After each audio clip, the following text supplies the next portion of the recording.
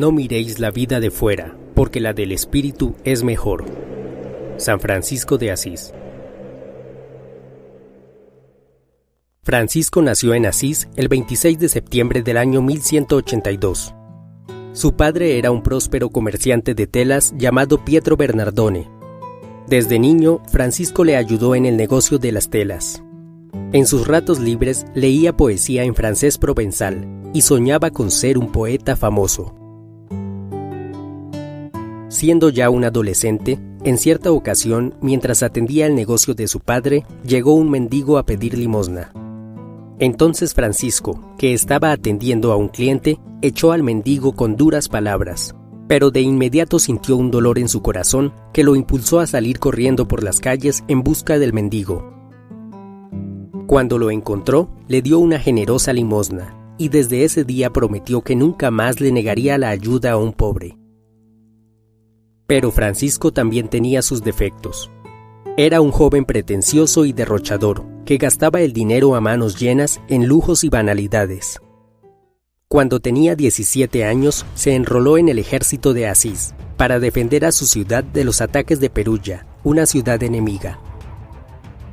Por esa época, Francisco quería convertirse en un gran militar, y admiraba a los cruzados, que defendían a Europa de los ataques sarracenos. Alcanzó a participar en algunas batallas contra Perugia y estuvo algún tiempo como prisionero de guerra, pero poco después sus planes de convertirse en militar se vieron truncados cuando repentinamente cayó enfermo, atacado por unas fiebres espantosas. La enfermedad no solo le quebrantó el cuerpo, sino también el espíritu, y cuando se recuperó de las fiebres no volvió a ser el mismo. Súbitamente se dio cuenta de la fragilidad del ser humano y de la insignificancia de las cosas mundanas. Un día se le acercó un leproso. Francisco había sentido siempre una gran repulsión hacia los leprosos, pero en ese momento entendió que sus batallas no debía darlas contra los miedos exteriores, sino contra el miedo interior a la muerte y la enfermedad. Entonces abrazó al leproso y le dio todo el dinero que llevaba consigo. Debido a su extraño comportamiento, algunas personas comentaban que quizás estaba enamorado, y él les respondía: «Sí, estoy enamorado, y es de la novia más fiel y más pura y santificadora que existe». Nadie sabía de quién se trataba, pero Francisco se refería a la pobreza, en la que ya veía el camino hacia la humildad, la paz y el amor, al contrario de la vida opulenta y vacía en la que había vivido hasta entonces. Sin embargo, todavía no se atrevía a vivir de acuerdo con el llamado que sentía en su corazón. Por eso oraba mucho y le pedía a Dios una señal. Para meditar y calmar su espíritu, iba frecuentemente hasta las ruinas de la iglesia de San Damián, que estaba abandonada y cayéndose a pedazos. Un día del año 1206, cuando tenía ya 24 años, mientras rezaba, Dios le dio la señal que tanto había pedido. Escuchó que el Cristo de San Damián le hablaba con estas palabras: «Francisco, ¿por ventura no ves que mi casa está en ruinas? Anda y restáurala por mi amor». Entonces Francisco, extasiado, se propuso reconstruir la iglesia de San Damián.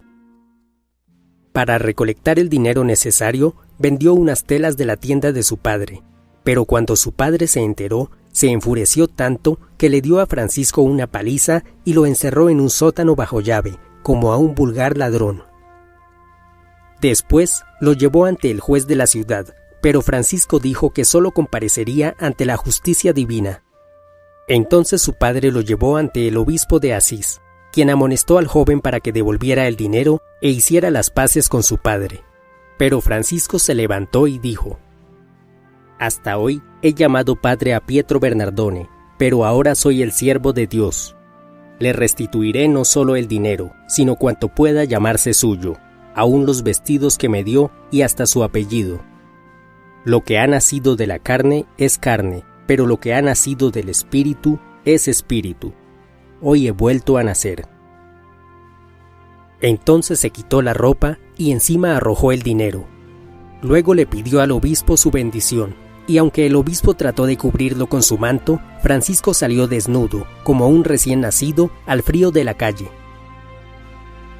Era invierno y acababa de nevar.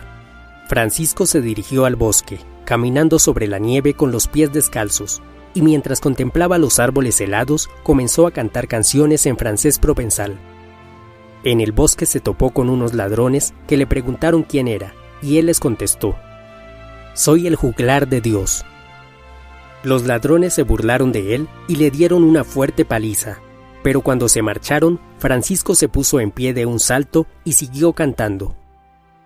Después llegó a un monasterio, donde le regalaron un viejo hábito pardo ceñido a la cintura con una cuerda. La gente de Asís pensaba que Francisco se había vuelto loco, se burlaban de él y lo insultaban, y los niños le arrojaban piedras, pero Francisco daba gracias a Dios por estas humillaciones. Sin hacerle caso a nadie, se propuso reconstruir la iglesia de San Damián con sus propias manos, sin recurrir al dinero. Entonces comenzó a recoger piedras y a pedirlas de casa en casa. Muy pronto corrió la fama de ese joven excéntrico y loco que mendigaba piedras.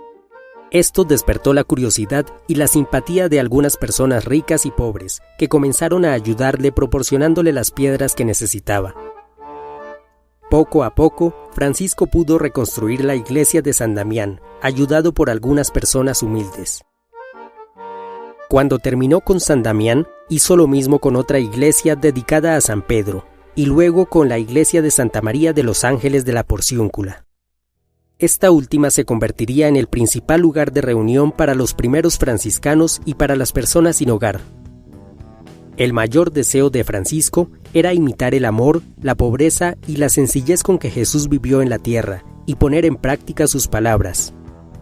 Amaos los unos a los otros como yo os he amado.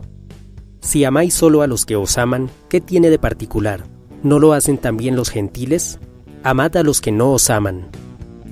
Si quieres ser perfecto, ve y vende lo que tienes, dalo a los pobres y tendrás tesoro en los cielos. No llevéis nada para el camino, ni báculo, ni bolsa, ni bastimento, ni dinero. Dad de beber al sediento. Lo que hiciereis con el más pequeño de vosotros, conmigo lo estáis haciendo. Y el que quiere venir en pos de mí, niéguese a sí mismo, tome su cruz y sígame. Los primeros seguidores de Francisco fueron un rico comerciante llamado Bernardo de Quintavalle y un sacerdote llamado Pietro di Cattaneo. El comerciante vendió todos sus bienes y repartió el dinero entre los pobres, y el sacerdote, que era un hombre mayor, fue muy criticado por renunciar a sus canonjías eclesiásticas para seguir a un joven loco y harapiento. Los tres hombres construyeron una choza junto al hospital de leprosos. Durante el día cuidaban a los enfermos, les lavaban las heridas y curaban sus úlceras purulentas, y por las noches oraban, leían los evangelios y hacían examen de conciencia. Desde que Francisco abandonó su hogar, procuró siempre abstenerse de comer carne de cualquier animal. En una ocasión comió un poco de pollo, pero arrepentido inmediatamente, se hizo amarrar del cuello para ser exhibido por las calles de la ciudad como un vil criminal. Poco a poco se fueron uniendo más compañeros al grupo, de todas condiciones y clases sociales. Dios le reveló que debía fundar una orden nueva, que se extendería por todo el mundo. La mayor diferencia entre los frailes franciscanos y los monjes de las órdenes monásticas era que los franciscanos debían ser itinerantes, casi nómadas, en vez de sedentarios.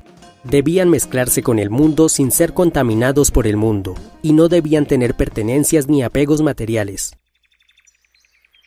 Francisco tenía un extraño don para hacerse querer de los animales. Se cuenta que las golondrinas lo seguían a todas partes, y que por las mañanas una mirla lo despertaba cantando, pero si Francisco estaba enfermo, la mirla no lo despertaba. También se hizo amigo de un conejo al que salvó de un cazador y que lo acompañó por muchos años. Cada vez que podía, iba a los puertos a liberar a los peces de las redes de los pescadores, y cuando los soltaba en el mar, les advertía que la próxima vez tuviesen más cuidado. Incluso recogía a los gusanillos del camino para que ningún transeúnte los aplastase. En cierta ocasión, cuando pasaba por el valle de Espoleto, llegó a un bosque en el que cantaban aves de muchas especies. Al verlas, Francisco corrió emocionado hacia ellas, dejando en el camino a sus compañeros, y como viera que las aves no se echaron a volar, les dijo: «Hermanitas mías, mucho debéis alabar a vuestro Creador y amarle de continuo, ya que os dio plumas para vestiros, alas para volar y todo cuanto necesitáis. Os ha hecho nobles entre sus criaturas y os ha dado por morada la pureza del aire. No sembráis ni recogéis, y con todo, Él mismo os protege y gobierna, sin preocupación alguna de vuestra parte». Otro día, Francisco se disponía a predicarle a la gente de una aldea llamada Albiano, pero en las ramas de los árboles había muchísimas golondrinas ocupadas en hacer sus nidos, con grande ruido y alboroto. Entonces, dirigiéndose a ellas, Francisco les dijo: «Hermanitas golondrinas, ha llegado la hora de que hable yo. Vosotras ya habéis hablado lo suficiente hasta ahora. Oíd la palabra de Dios, guardad silencio y estad quietecitas mientras predico». Entonces las golondrinas, ante la admiración de los asistentes, se callaron y prestaron atención hasta que Francisco terminó de hablar. En otra ocasión, cuando Francisco y sus compañeros pasaban por una ciudad llamada Gubbio, se enteraron de que un lobo grande y feroz no solo devoraba las ovejas, sino que también atacaba a las personas. Francisco decidió ir en busca del lobo, aunque todos le advertían que no lo hiciera. Pero él salió de la ciudad y se aproximó al bosque, seguido de lejos por sus hermanos y por algunos vecinos de la ciudad. De repente apareció el lobo, con el hocico abierto y en actitud feroz. Entonces Francisco, con mucha calma y con una sonrisa en el rostro, le hizo la señal de la cruz y le dijo: «Ven aquí, hermano lobo, yo te mando de parte de Cristo que no hagas daño ni a mí ni a nadie». En ese instante, el lobo se calmó, corrió hacia Francisco y le lamió la cara. Muchos de los vecinos del pueblo comenzaron a gritar enfurecidos que el lobo debía ser castigado por sus crímenes.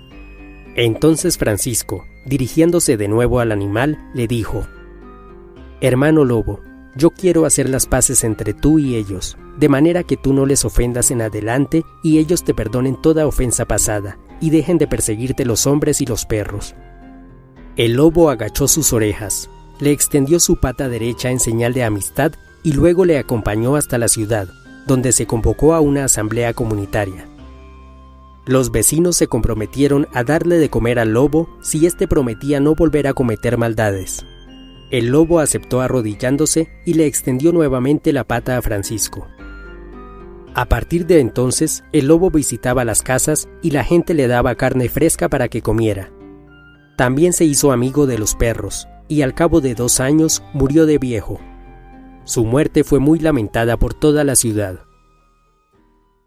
Francisco amaba también las flores y todo género de plantas. Se quedaba extasiado por sus colores y aromas, lo mismo que cuando contemplaba la luna, el agua o el fuego. Hasta en la luz del sol y en el roce del viento sentía el amor de Dios. Creía que todas las personas merecen respeto por su dignidad humana, desde el papa o el rey hasta el mendigo o el leproso, y a todos trataba con la misma cortesía y amabilidad. El obispo de Asís se preocupó por la vida que llevaban los hermanitos franciscanos, pues no tenían comodidades de ningún tipo, comían lo que encontraban en el campo o lo que mendigaban, y dormían en el suelo. Entonces Francisco le respondió al obispo: «Si poseyéramos bienes, necesitaríamos armas y leyes para defenderlos». Siempre justificó la pobreza en la que vivían él y sus hermanos, pues de este modo podrían ir a todas partes y moverse entre toda clase de personas, sin las ataduras o necesidades del hombre común.